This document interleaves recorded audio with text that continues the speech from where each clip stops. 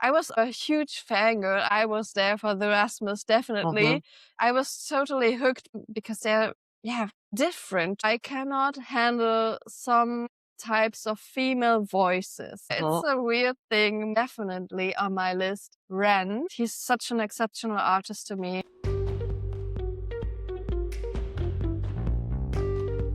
Welcome to a very special episode of the Longplayers Club. Today, we are going to be learning a little bit more about my co-host, Miss Isa.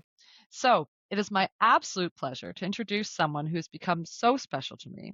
The person I find myself itching to talk to whenever I hear a new song I love. The person I'm immediately calling if a concert is announced.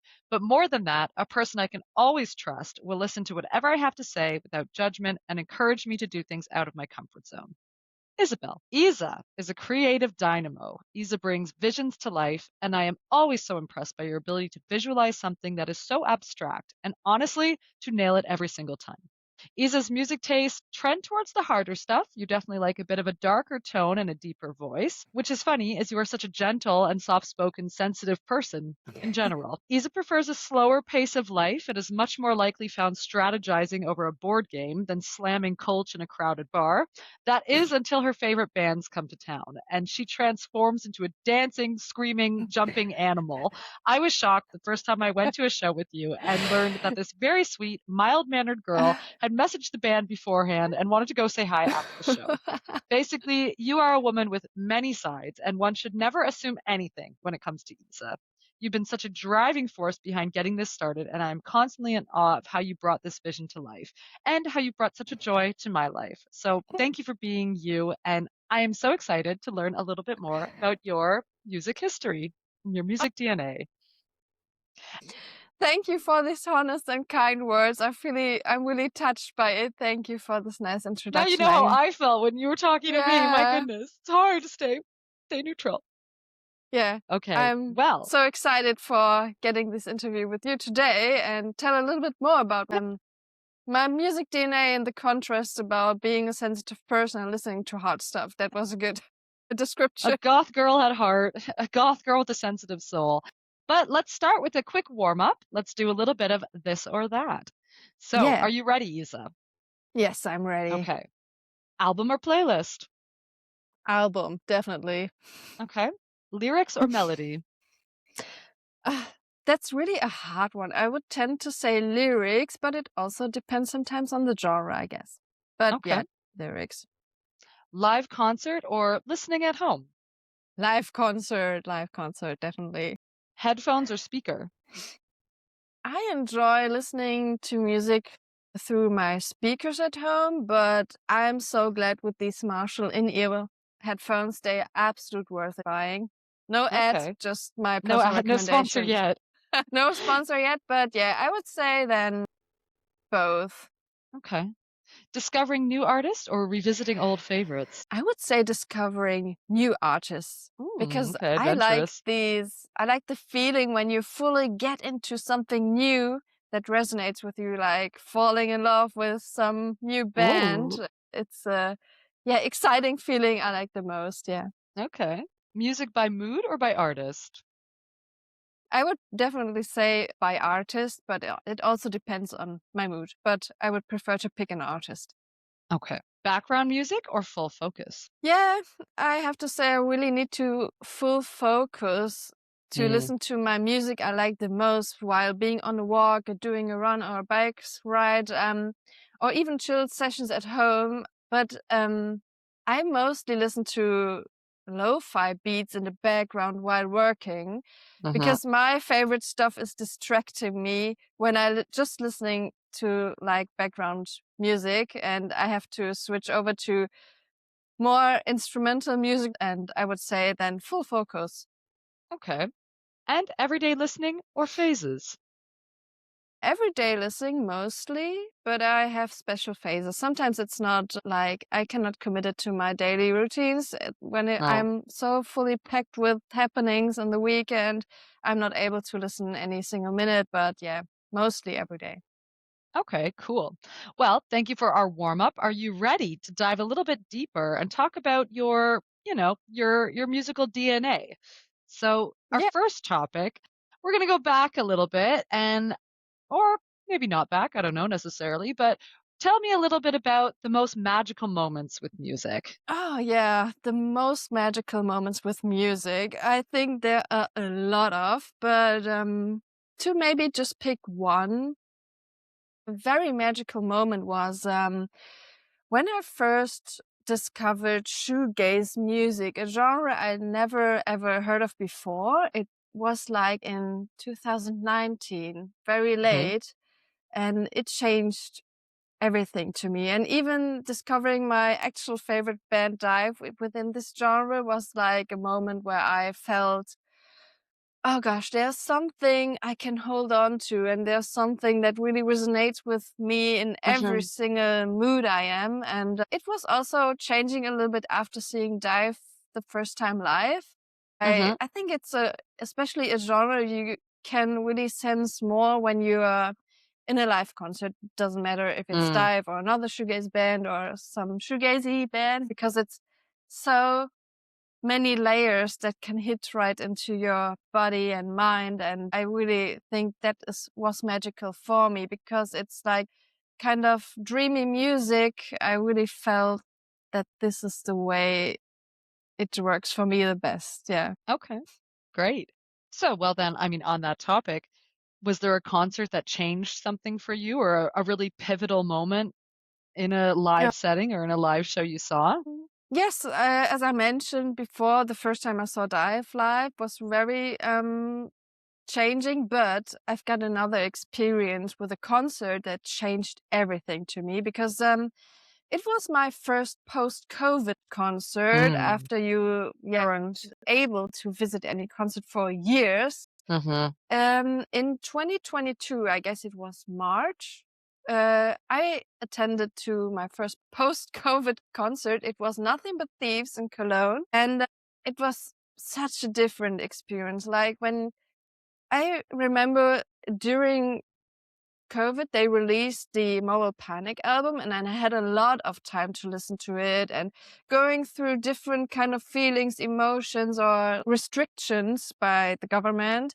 And then afterwards, experience this album and this band live was really changing. I remember like people staying in the crowd with the face masks on, Mm. and it was there again. It was there and it was different because I found out that before this COVID times, I attended to concert like being consuming it a lot more. Mhm. And afterwards, I feel like more like experiencing it, like Okay. soaking up every single moment.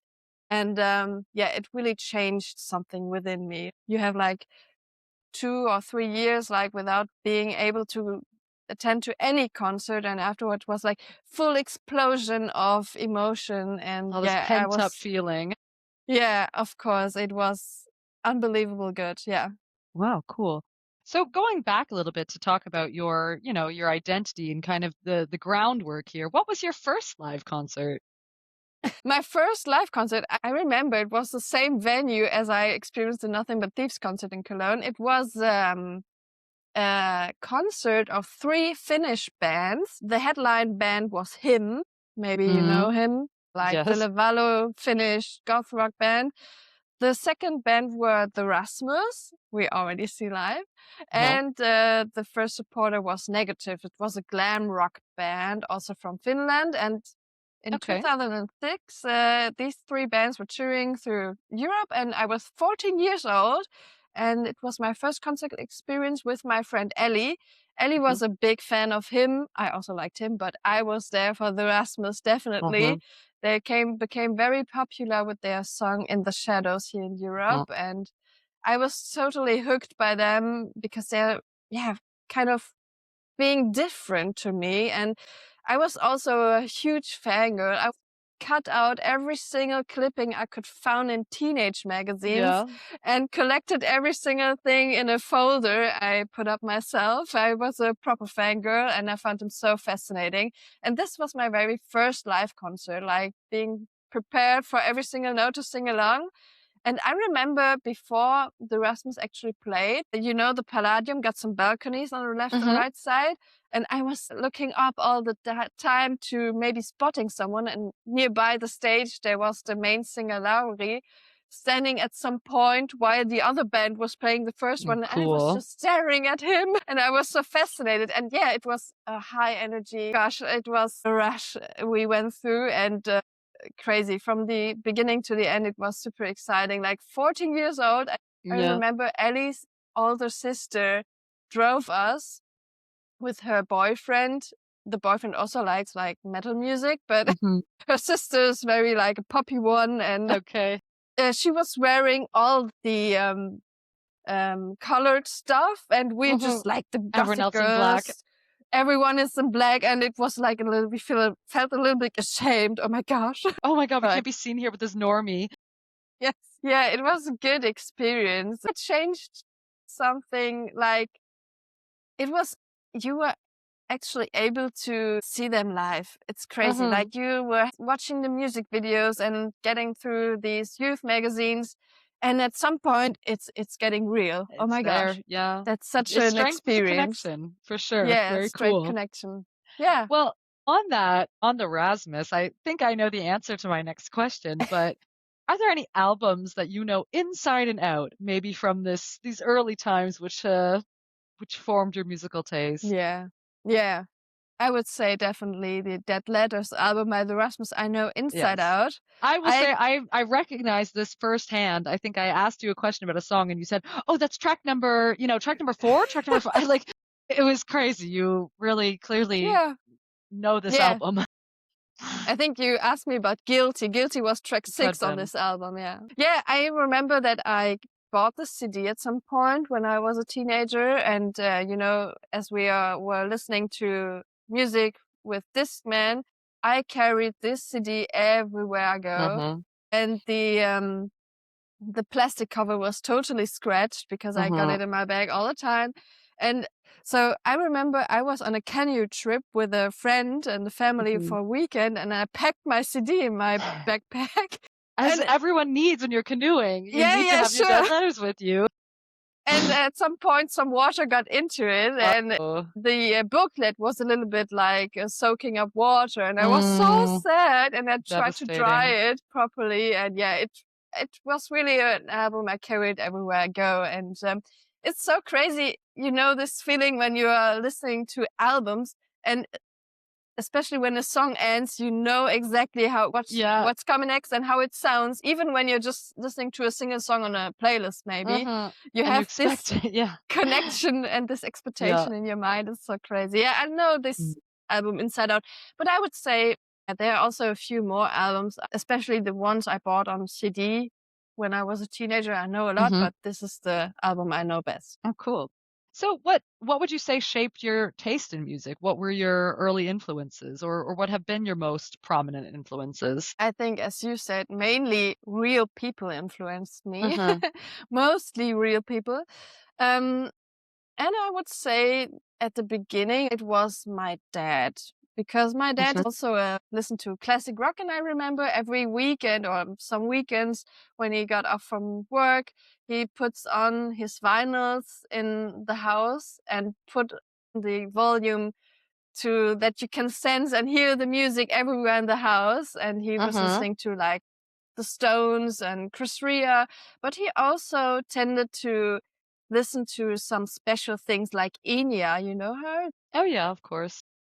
Different way of music, not so common. And I think Mhm. this was like a subtle influence to me. So I was used to listen to harder stuff or Mhm. different stuff, not just the radio rotation.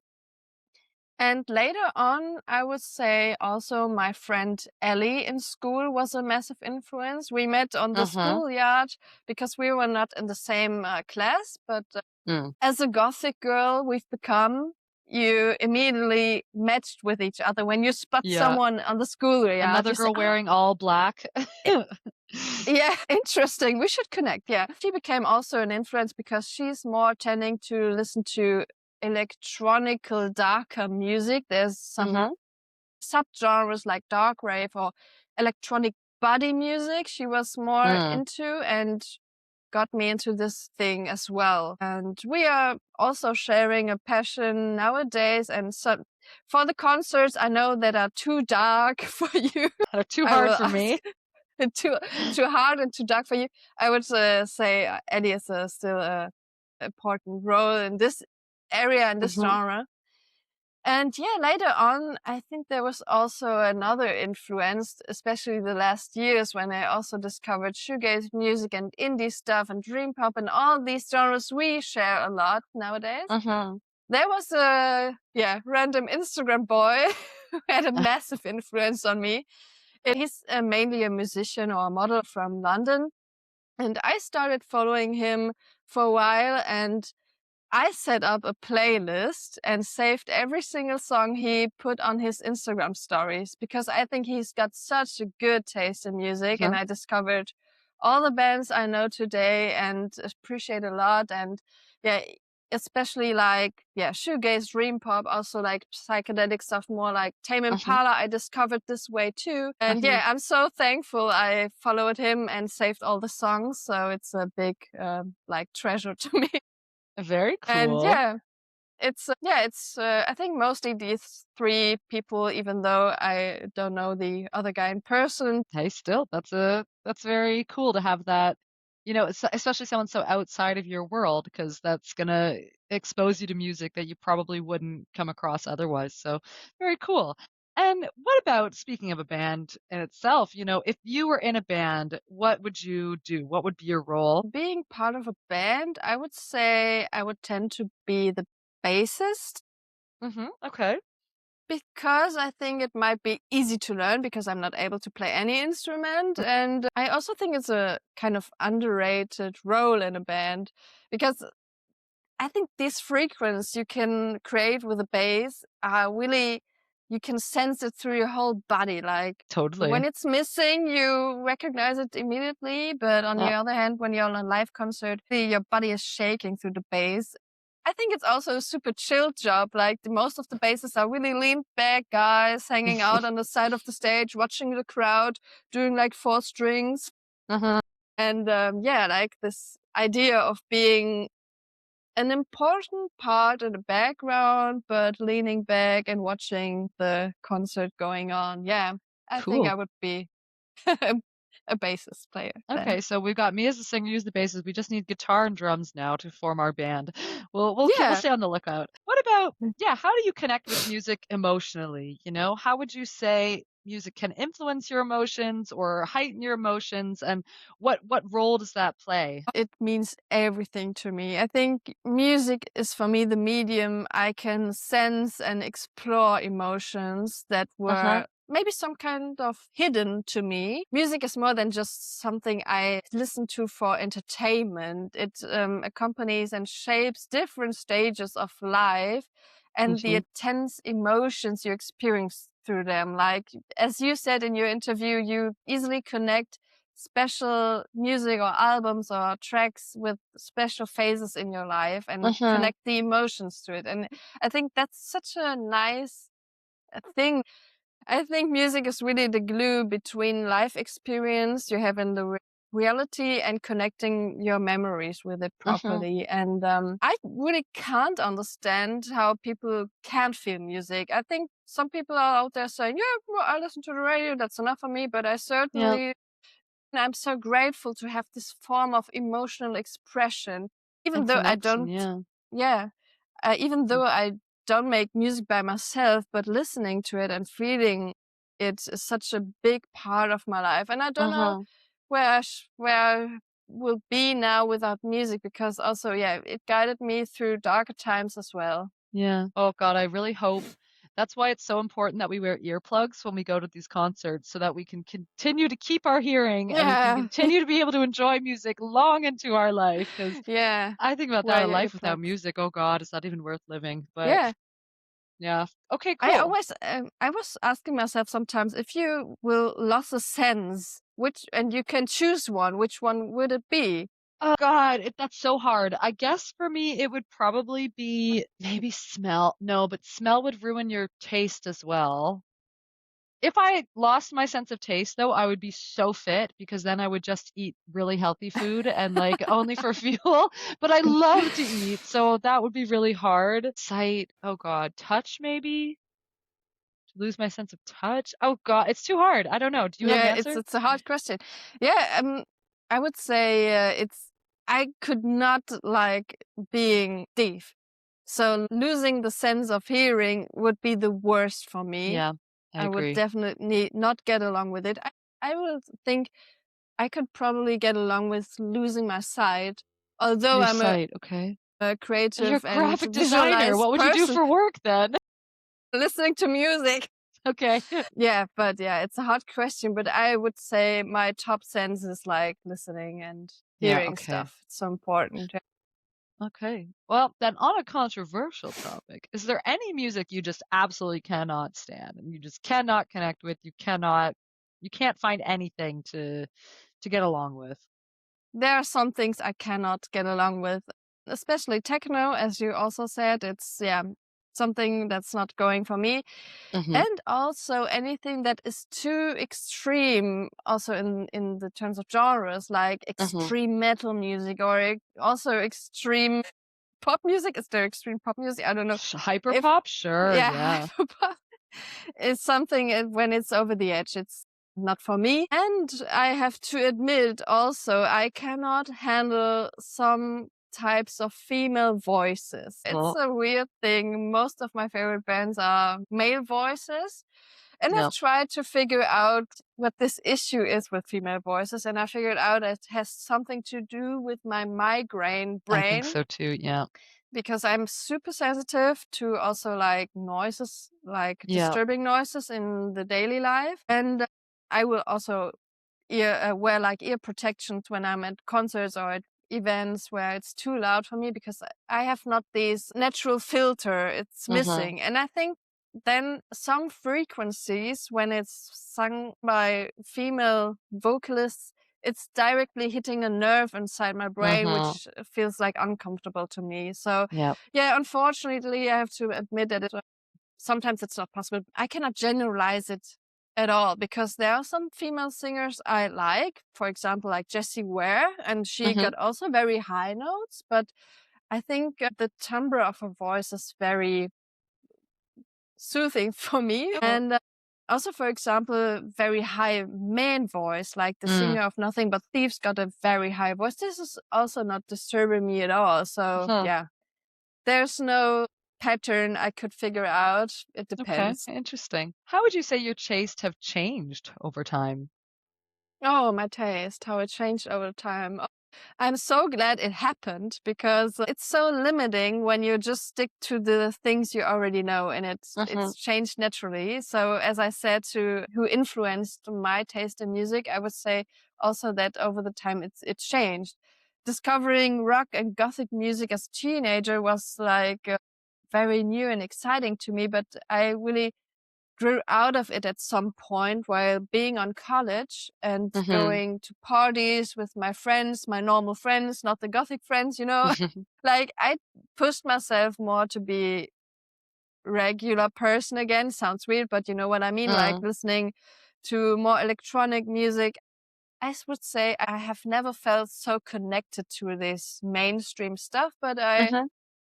I got another perspective on music. Also, we were going to hip hop parties. I really appreciate this genre a lot. And yeah, it's changing over the time while being a gothic teenager, becoming a grown up, like mainstreamy person. Mhm. And then, yeah, the last years, all these indie alternative genre open up for me. And I'm so glad that we met and we have so much in common. We Mhm. can exchange through this topic and these genres. And I'm willing to get some more perspectives the next years. And maybe it will change again when I'm older, or Yeah. become maybe a mother or a Mhm. retired person, then it will change definitely again. Maybe as your hearing goes, you'll be able to handle higher pitched voices because you can't hear it as clearly Yeah. anymore, and then you can listen to female music. Yeah, it's good point. Good point. Maybe Yeah, it's coming maybe. one day. Yeah, yeah. Please collect all the stuff I avoid now, and you can Yeah. shoot it to me later. Yeah, you can start your list up. Okay, Yeah. cool. Yeah.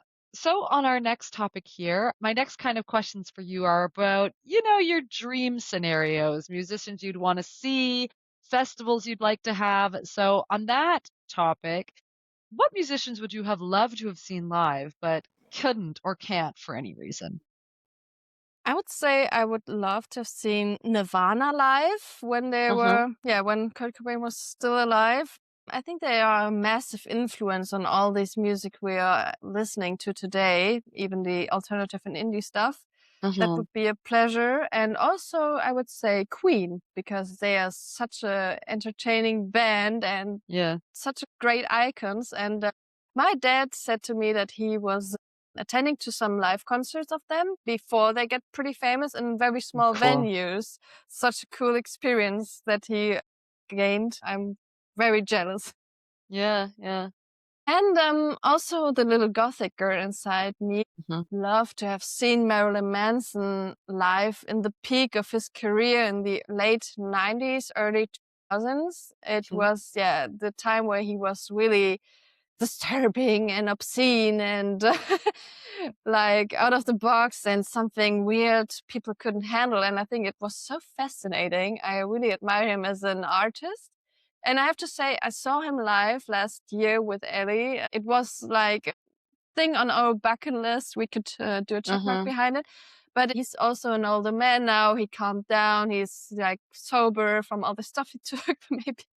And but in the beginning of his career, I think the energy was quite different, and I would love to have seen this experience live. Yeah. Okay, cool. Um, who's on your list to still see? Who are the musicians you're hoping to see in the future? I think there will be bands showing up I have no clue about today, so I'm still Uh-huh. open for any recommendation. And yeah, I wanted to see then. So like Fontaine's DC came up last year, and I really wanted to see them then. Uh-huh. So, but from the bands I already know, I have definitely on my list Ren. And I'm Uh-huh. so glad we scheduled to see him live in this year. But it's still a festival gig for him, and I really look forward to whenever he's able to do with his health conditions to tour by on his own. I would be so glad to attend on Uh-huh. a full show of Ren whenever that time comes. So yeah, fingers crossed the health conditions will work and he's able to gain some more energy to do the stuff. But I'm so glad we have the opportunity to see him live on the Oh, festival show. absolutely. Yeah. Better And than nothing, I'm right? yeah, sure. And it was so crazy. I read on the internet comments, social media that for this small festival day, like maybe he's playing an hour or so, people are Uh-huh. traveling from all over the world to London to see him. I read Crazy. comments like, "I'm coming from New Zealand to see him," and he's such a have Crazy. gained such a great community over all the Yeah. world because of his YouTube stuff and all the music Yeah. videos he does. And this is crazy. He's such an exceptional artist to me. Uh-huh. It's He's really a digital icon these days, like a real Well, creative musicians. very And cool. yeah, but I'm also looking forward to see Modest Mouse one day, Oh, as yeah. you really said to me. Ah, they barely touring Europe, and Yeah. I would love to have any possibility to see them live with you. Uh, Yes. Looking forward. Maybe it's in North America then. I think more likely. They do have it. They actually are doing a new tour. They had a new song that came out 2 days Ah, ago. So there is a tour right now, but it's only in the States. I don't think I even yeah, saw any yeah. Canadian dates. So, I well, saw the scheduled shows. I was zooming in to see, oh, is it Europe? No, no, not just North no, America. Yeah. absolutely not. Never Europe. But on that about, or sorry, do you have any other artists that you want to specifically call out before I ask Mm. my last dream musical scenario? And yeah, I will never miss a chance to see DIIV again. I think Okay. also when there's a high repetition on the songs they play live, it's always worth it to see So them. great Yeah. for you. Okay, cool. So tell me your dream festival lineup. Give me a few artists that you think would be cool to see kind of Oh, in tandem. yeah, I thought about this topic a little bit because it's so hard for me to do a concept of the artist I want to see. But I more thought about how the scenario could look like. I think Mm-hmm. I'm not so super experienced with festivals at all, but I would say it should be like a small, intimate surrounding. A little Mm-hmm. bit like we went to the 043 festival in Maastricht last summer. Yeah. And I would say it could be like a good setting to have special sets with acoustic and unplugged Mm-hmm. music, like not the normal way we are experienced, like the touring bands we see. So and also like maybe having there Nothing But Thieves, also Fontaine's DC and DIIV, of course, doing an Mm-hmm. unplugged session. This would be so cool, and I have in my vision it's a lush summer evening surrounded Mm-hmm. by lakes or flower fields and yeah, something like that in a way. Very small, intimate, and calm festival scenario. And I would also open up small stages for maybe the creative stuff some band members do on their own, because I know a lot of Okay. band Yeah. members have a lot of some good side projects. Mm-hmm. So, for example, also Connor Mason from Nothing But Thieves, he created beautiful tunes with his solo project Man Made Sunshine. And I think Uh-huh. he's doing it on his own, like processing some stuff, like besides the main band. And I think when you like prepare a little space where they can perform besides the main band, their personal stuff, it would be good to have another view on the artist itself, like besides the band. Totally. And I know also the bassist of DIIV, Colin Coffey, dropped a few good songs in the past on his own, and I think they should be like having a They need a stage. They need they a need a platform to stage. present. Okay, cool. This would be my dream festival scenario. So very intimate, unplugged acoustic sets and small stages for also the side projects of the band members. Cool. Very cool. So I just have a couple wrap-up questions, I guess, about this Mhm. podcast itself. And yeah, maybe you could tell me what does this podcast mean to you, and what do you hope it becomes? It's getting more and more important to me, because I think it's such Uh-huh. a good way we still stay connected, and we Yeah, like having this project on the go to actively listen to music and yeah. actively talking about music. It's like sometimes you just consume it by scrolling through social media, and now we have the Uh-huh. platform to do it with more intention. Yeah, And yeah. yeah, I hope it becomes a little bit more popular, and I hope it could be a platform to influence some other people to get new inspiration out of it. So this is the Uh-huh. way I like what we have. Like we inspire us a lot to Yeah. recommend new songs, new bands, new tunes, and I would like to share this option to other people. Very cool. So then I guess my last question for you as we wrap up this very special episode is, why does listening to albums matter to you? Ah, Why are you yeah. a long player? Listening to songs is good and it makes sense some way, it gets you in a mood.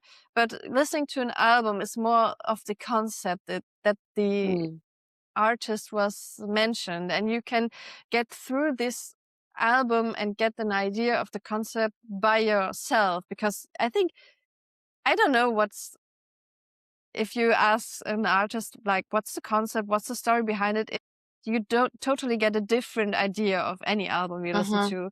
Sometimes it's an overlap, but mainly it's very like a private thing. You're not in a rush. You get time to get through an artist and their sound and their different tunes in every single song. And I think to take the time actively listening to an artist by an album is such a big topic for me, because sometimes I feel distracted while listening to uh-huh, playlists, because uh, there are so many genres and styles of music shuffling in.